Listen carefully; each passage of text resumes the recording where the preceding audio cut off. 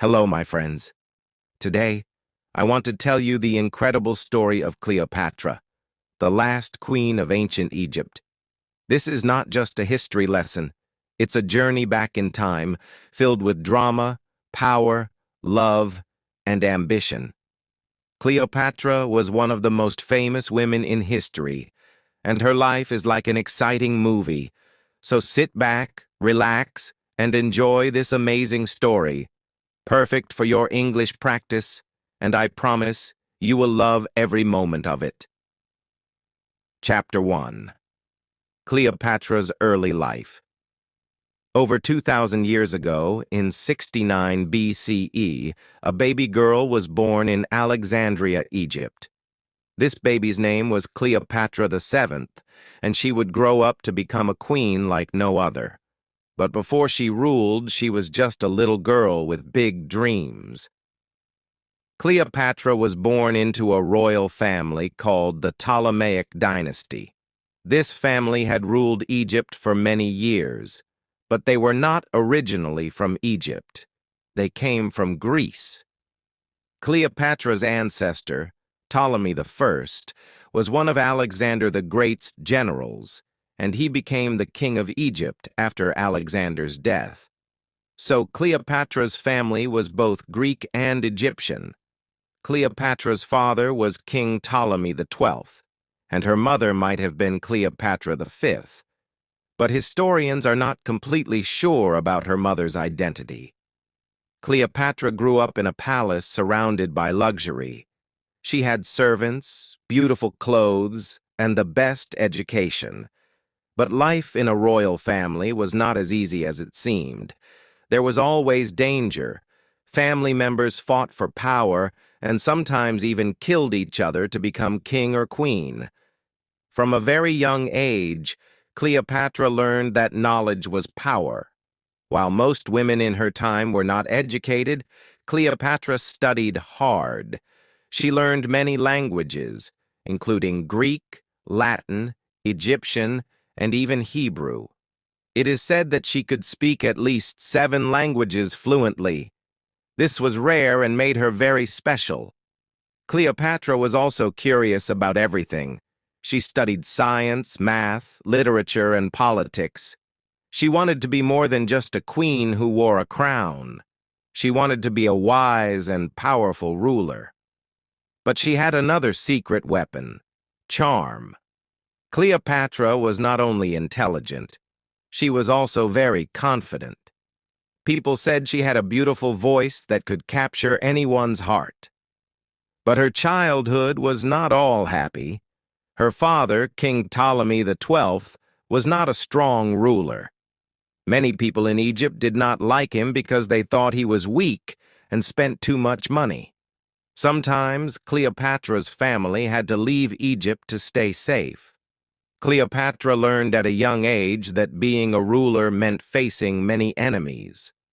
When Cleopatra was around 14 years old, her life changed forever. Her mother disappeared.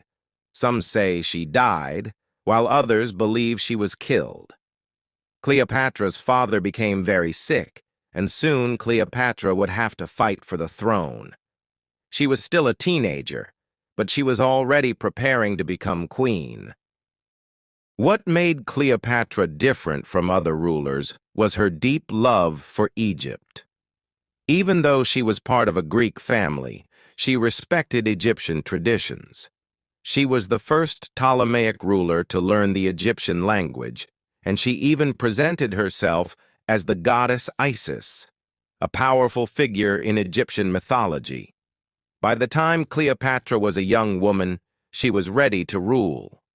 But ruling Egypt would not be easy. She had enemies inside and outside her family. She knew she would have to be brave, clever, and strong. And so, the story of Cleopatra's rise to power begins. Chapter 2. Cleopatra becomes queen. Cleopatra was no ordinary young woman. From the moment she was born, her destiny was to rule, but becoming queen was not easy. It was a path full of danger, betrayal, and clever plans. Let me tell that how Cleopatra became the queen of Egypt. When Cleopatra was 18 years old, her father, King Ptolemy XII, passed away. In his will, he declared that Cleopatra would rule Egypt, but not alone. She had to share the throne with her younger brother, Ptolemy XIII, who was only 10 years old. Yes, in ancient Egypt it was common for siblings to rule together even if they were very young, but Cleopatra didn't want to share her power. She believed she was more capable and smarter than her brother. She had studied languages, history, and politics, while her brother was just a child with no experience. Cleopatra knew she had to take control if she wanted to protect Egypt and rule it the way it deserved. At first, Cleopatra tried to work with her brother, but soon their advisors started plotting against her. The advisors didn't like the idea of a strong and intelligent woman ruling Egypt. They wanted Ptolemy XIII to have all the power because he was easier to control. Cleopatra's life quickly became very dangerous. She was forced to leave the royal palace and flee to the desert. Imagine this: Cleopatra, the rightful queen, wandering in the hot, dry desert with only a few loyal followers. She had no home, no army, and no throne. But Cleopatra was not the kind of woman who gave up. While she was in exile, Cleopatra began to make a plan. She knew she couldn't take back her throne alone. She needed help, and she had to think fast. Luckily, at this time, a powerful Roman general named Julius Caesar arrived in Egypt. Caesar was one of the most famous and influential men in the world, and Cleopatra saw an opportunity. Cleopatra decided to meet Caesar, but she knew she had to do something dramatic to grab his attention. She couldn't just walk into the palace because her enemies would stop her. So she came up with a bold and clever idea. One night, Cleopatra had her loyal servant wrap her in a large carpet. Yes, a carpet. Then, the servant carried the carpet into Caesar's quarters as a gift. When the carpet was unrolled, Cleopatra appeared, looking stunning and full of confidence. Imagine Caesar's surprise when this beautiful, intelligent young woman emerged from the carpet. Cleopatra spoke to Caesar with charm and intelligence. She told him about her struggles, her love for Egypt, and her dreams of becoming a great queen.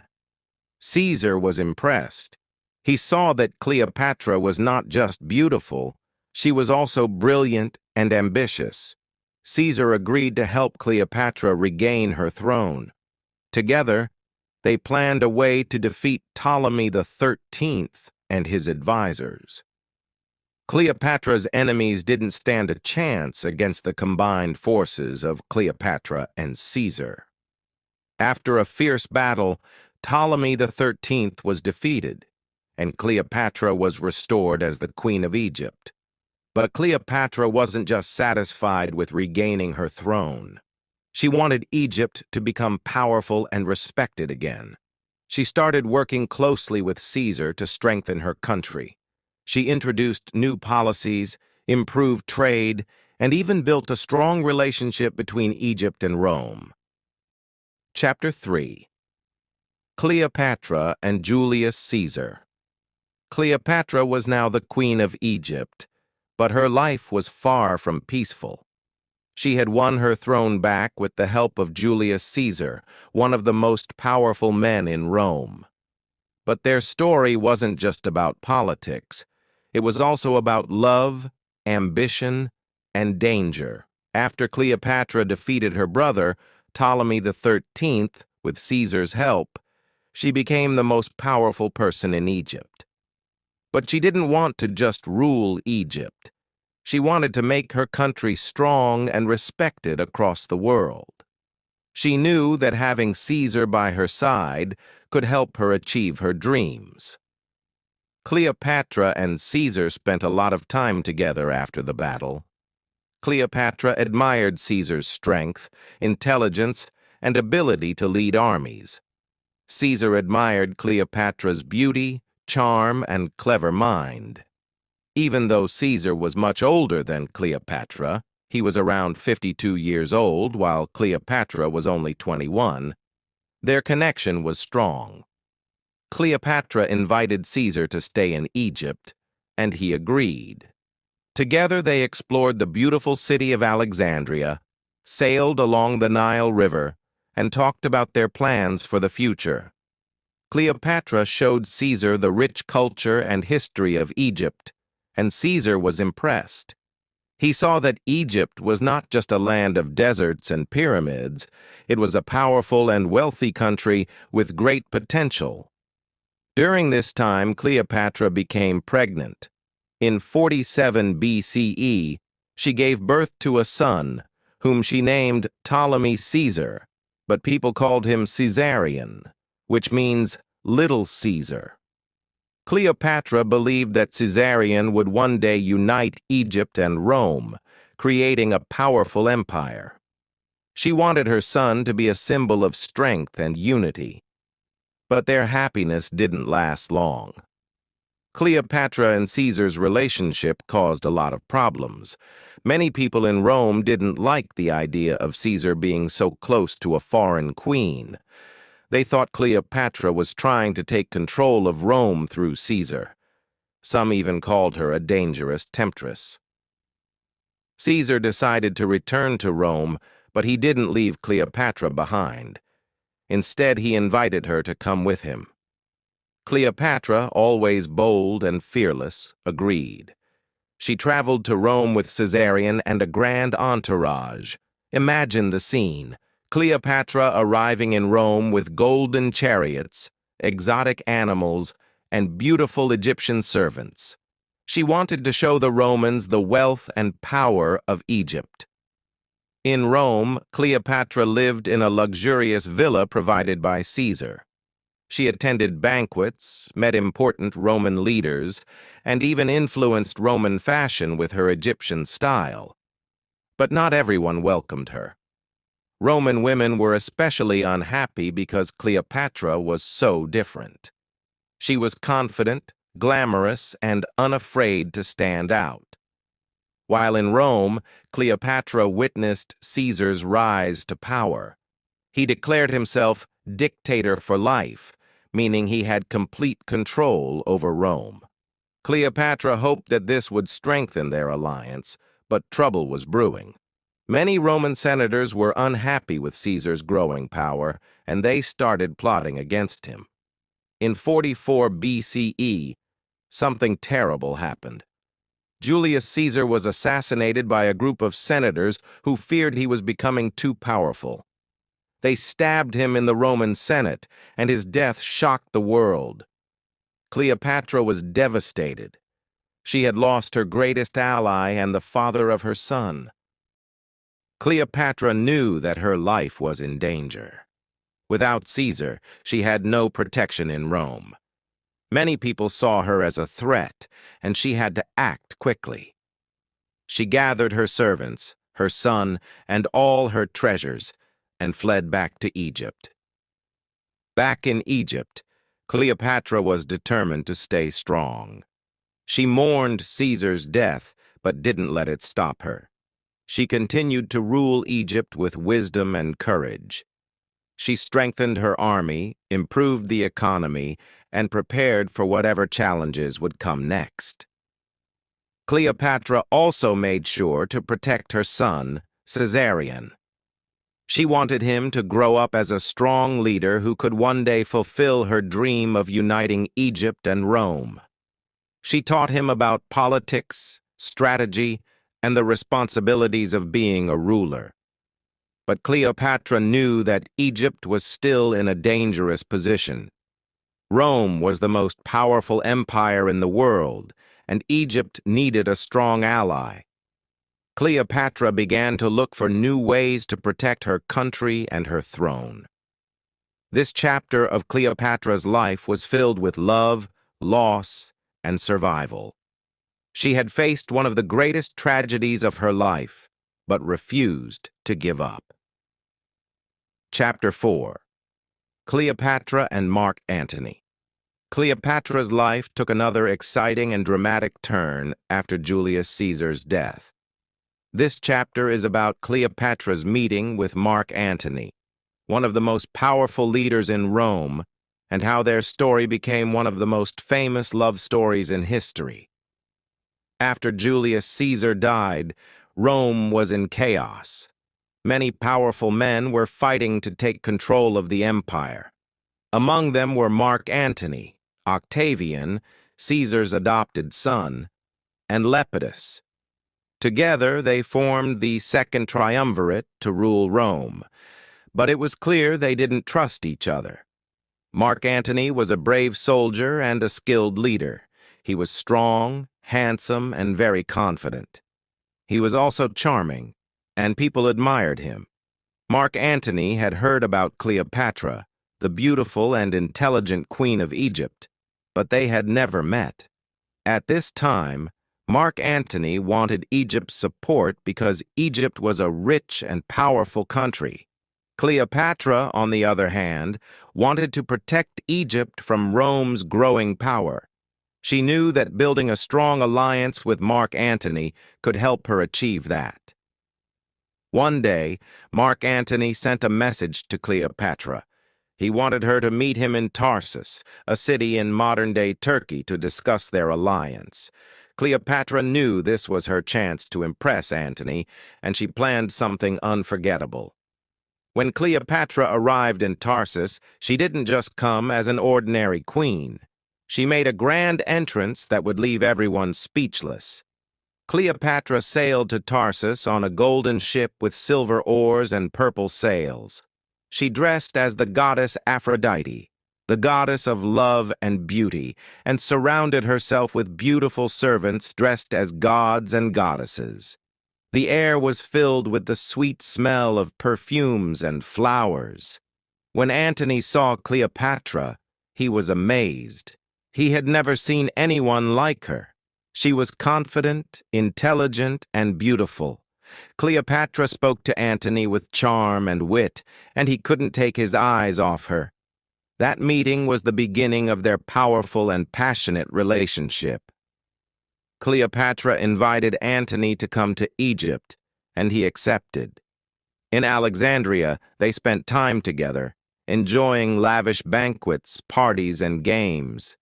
Cleopatra showed Antony the beauty of Egypt and its rich culture. They laughed, shared stories, and made plans for the future.